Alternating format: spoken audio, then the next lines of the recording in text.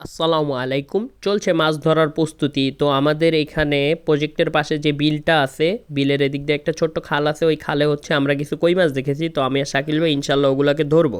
আলহামদুলিল্লাহ আমরা বড়শি নিয়ে বেরিয়ে পড়লাম। মূলত এই বড়শির ছিপটা আমরা এখান থেকে কিনেছি, বাট যে ছোট বড়শিটা দেখতেছেন এটা ঢাকা চিটাগাং রোড থেকে নিয়ে এসেছি। আর এখানে টোপ হিসাবে আমরা ব্যবহার করছি বল্লার বাসা, যেটা এখানে হচ্ছে সচরাচর সবাই ইউজ করে।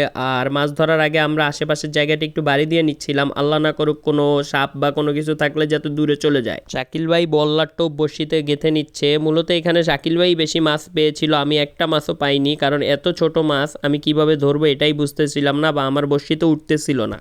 যাক আলহামদুলিল্লাহ, বসি শাকিল ভাই পাতার কিছুক্ষণের মধ্যেই সে একটা কই মাছ ধরে, এরপরে আরও দুইটা ধরে। মোট 4টা কই মাছ শাকিল ভাই ধরেছিল, তার মধ্যে হচ্ছে 3টাই ছোট, যেহেতু দেশি কই। আর একটা মাছ একটু বড় ছিল। এর মধ্যেই বৃষ্টি নেমে যায়, তাই আমরা আমাদের সকল সরঞ্জাম নিয়ে এখান থেকে পালাচ্ছিলাম দ্রুত আমাদের ঘরের দিকে, কারণ বৃষ্টিতে ভিজলে জ্বর আসতে পারে। এই বিলে প্রচুর মাছ আছে আলহামদুলিল্লাহ, আমরা পরেও ধরতে পারবো। আর বালতির মধ্যে যে মাছগুলো আমি আপনাদের দেখানোর চেষ্টা করছি, এখান থেকে 3টা মাছ অনেক ছোট আর একটা কই মোটামুটি একটু সাইজের, যেহেতু দেশি কই তাই এগুলো এখনো ঠিকভাবে বড় হয়নি। আলহামদুলিল্লাহ আজকের মতো এই পর্যন্ত। পরবর্তীতে ইনশাল্লাহ আপনাদেরকে মাছ ধরে দেখাবো।